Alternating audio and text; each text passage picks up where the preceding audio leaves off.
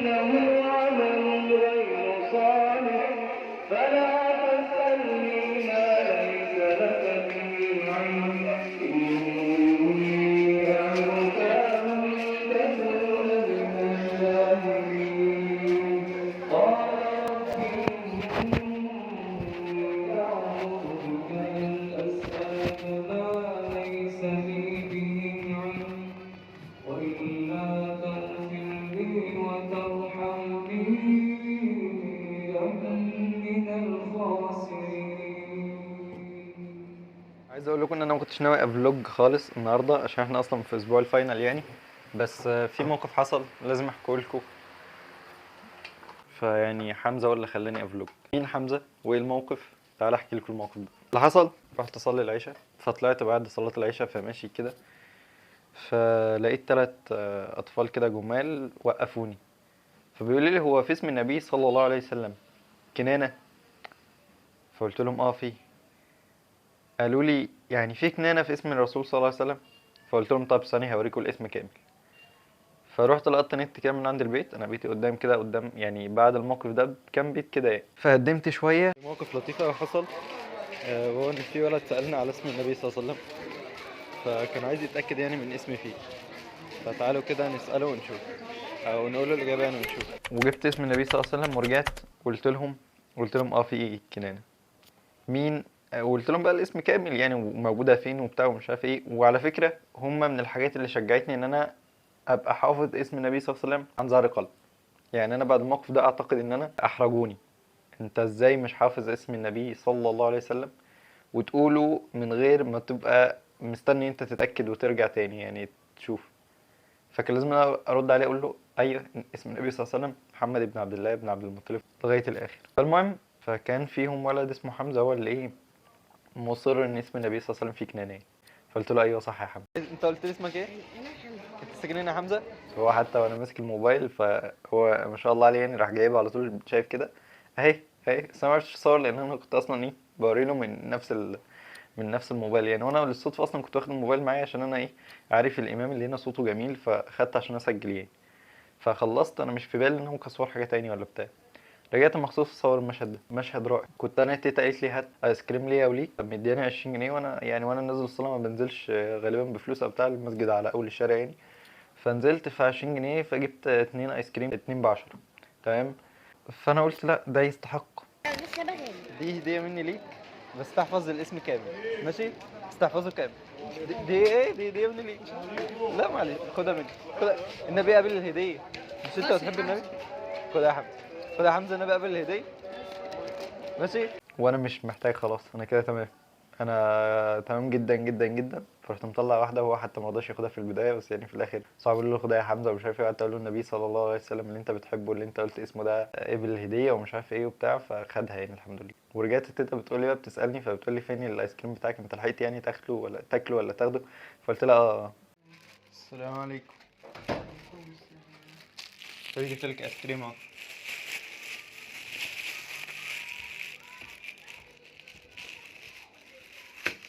قلت لها يا تيتا والله الكل بتاعتك يا ابني. اه ماشي.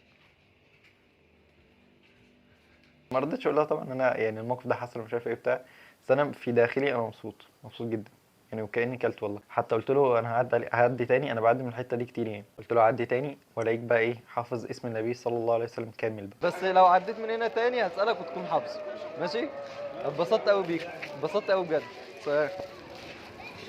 فدي ممكن من الحاجات اللي تشجعه واثر جدا معايا الموقف ده اللي هيخليني فعلا افلوج.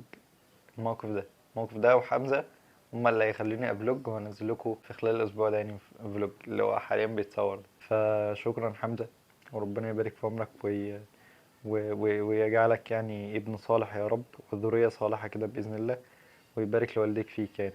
بس تعال نروح نشوف ايه ماده بكره بقى ان شاء الله. صباح الخير. صباح أول مادة فاينل في الترم التاني لسنة أولى.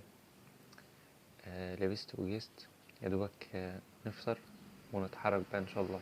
باقي على المادة حوالي 2.5 ساعة كده إن شاء الله. دوبك نفطر فيهم ونراجع على أهم النقط وندخل الامتحان.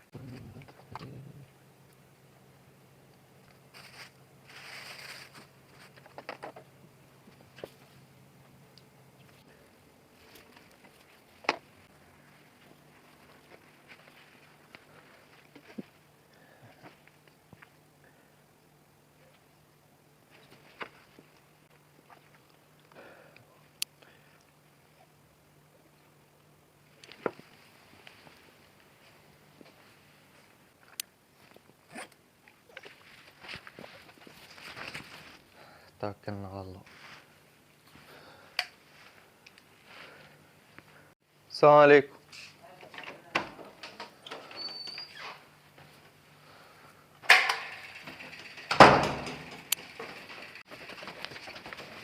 سبحان الله سبحان الله سبحان الله سبحان الله.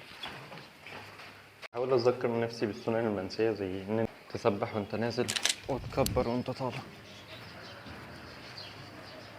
السلام عليكم. واحد صاحي كله نشاط وحيوية النهاردة. منظر رهيب، مطقم مع السما. صاحي تعبان يعني في بداية دور برد كده، فربنا ييسر عشان ده احنا بدأنا امتحانات اهو. باقي من الزمن 2 وتلت.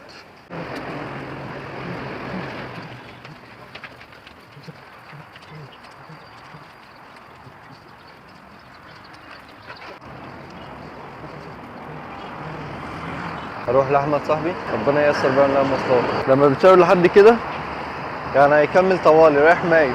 لو شاورت كده يبقى هيحود رايح حلوان. لو شاورت كده يبقى هيحود بس رايح مصانع بقى. حلوان بس مصانع، وفي حلوان جامعة. فيلا اديني بقولك معلومات اهي. ده لو انت على الاوتوستراد بقى يعني.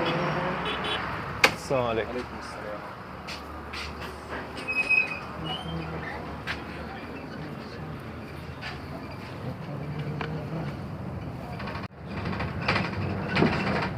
بذكر محمد تحيا القلوب، تحيا القلوب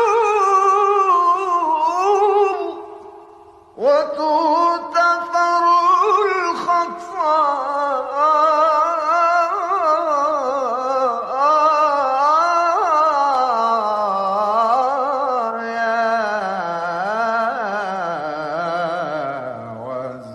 والذنوب. الشارع الجاي على اليمين ده ان شاء الله. تسلم. عليكم السلام. تسلم.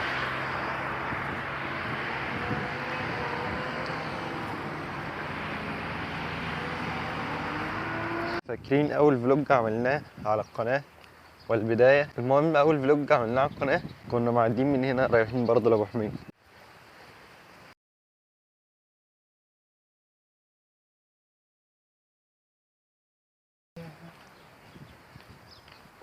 يا الله يا الله.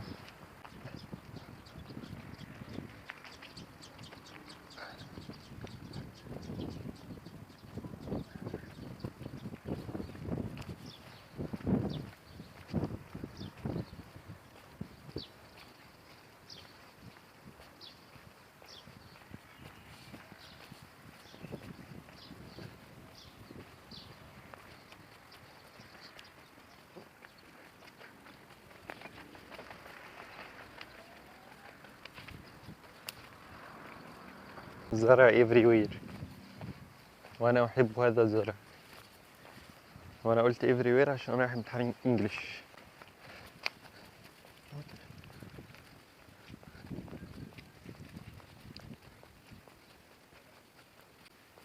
يا بخت اللي بيصحى بيشوف المناظر دي على الصبح كده. عموما يعني باقي من الزمن ساعة و45 دقيقة، 2 إلا ربع يعني. كهرباء.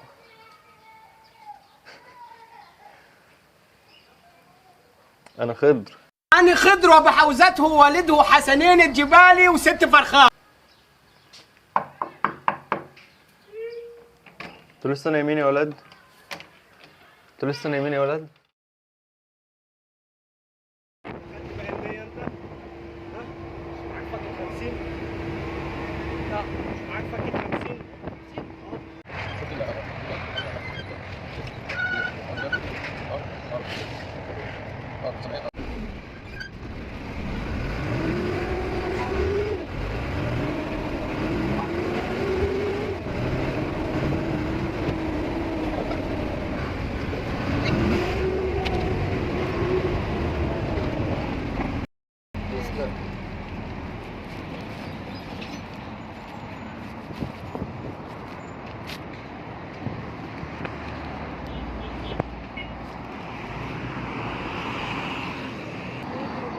هو جاي فاضي اهو، الدنيا جايه فاضي.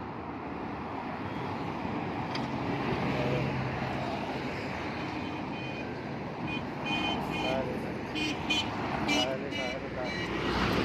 يلا الحمد لله. يلا اهو، يلا اهو فاضية فاضية فاضية. الحمد لله الحمد لله. توصل بالسلامة ان شاء الله.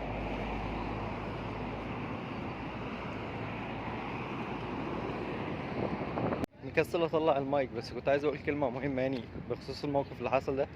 بحس ان هي صدقة عن صحتك، يعني انت شاب الحمد لله، ربنا سبحانه وتعالى مديك صحة كويسة. فانا كده كده كنت اعدي الطريق، فلما عدي الطريق ومعايا ست يعني قد والدتي، فساعدتها في ان هي تعدي يعني، او استنيت لغايه ما نعدي سوا. ف دي بعتبرها صدقه عن صحتي. ايه رايكم في الموضوع ده؟ نستعد بقى للماده الجايه يا دوب.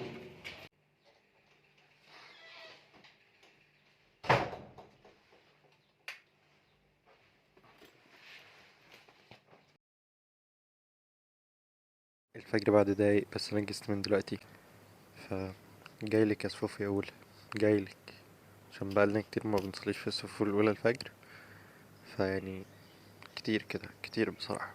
يلا بينا.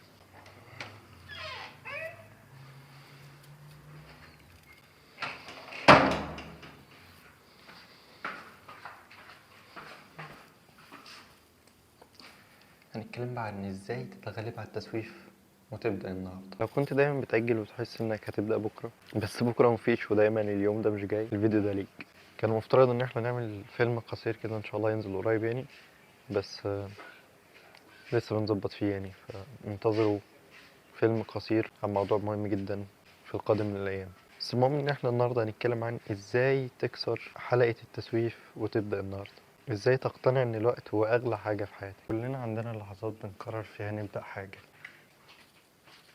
نقول هنبدأ من بكرة، بس اللي بيحصل بعد كده بكرة بيبقى بعيد، ومن ساعة لساعة بيجي وقت تاني. التسويف هو عدو النجاح. سكرك يعمل لك معايا. لا قول يا عم اعمل. كنا بنقول ايه؟ التسويف عدو النجاح، واحيانا بيخلينا نعيش في وهم ان احنا هنبدأ قريب، اننا ما بنبدأش ابدا.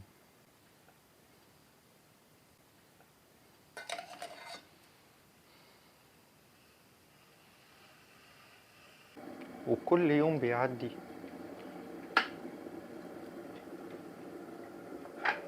بتحس انك بعيد عن هدفك اكتر.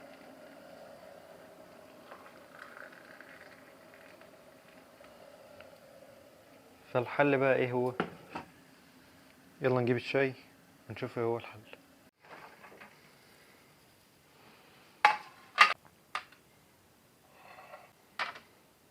كوبايتك اللي على الشمال.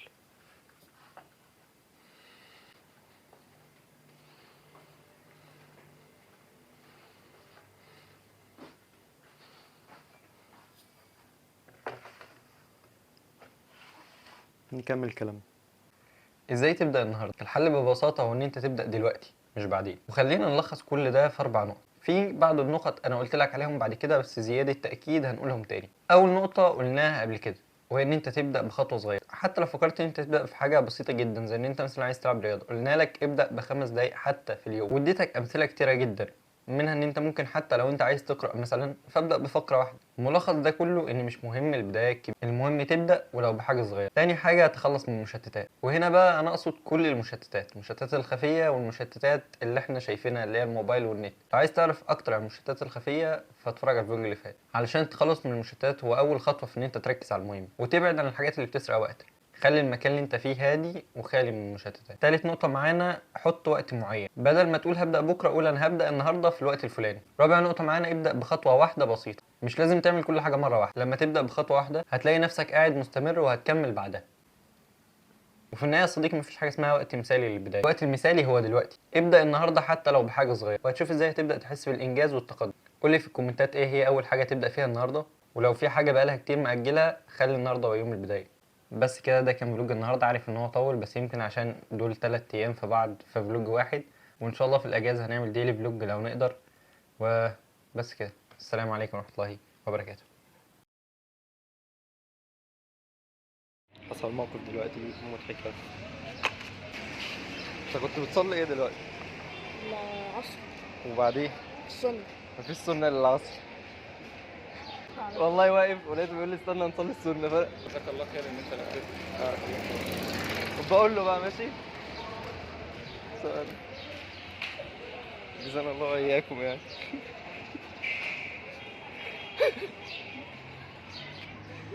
هو ان شاء الله يقول له يعني، انا كنت ناوي اقول له بس هو تقريبا قابل اخوه يعني، واخوه باين عليه متقي كده وكويس ما شاء الله يعني، اللهم بارك. فان شاء الله يبلغه الصح يعني. شباب السنه الرواتب عندنا 12 ركعه، 2 قبل الفجر و4 قبل الظهر، بيبقوا مثنى يعني ركعتين وتسلم ركعتين وتسلم، و2 بعد الظهر، ادي كده 4 قبل و2 بعد 6، وقلنا 2 قبل الفجر ادي كده 8، و2 بعد المغرب و2 بعد العشاء، مفيش للعصر.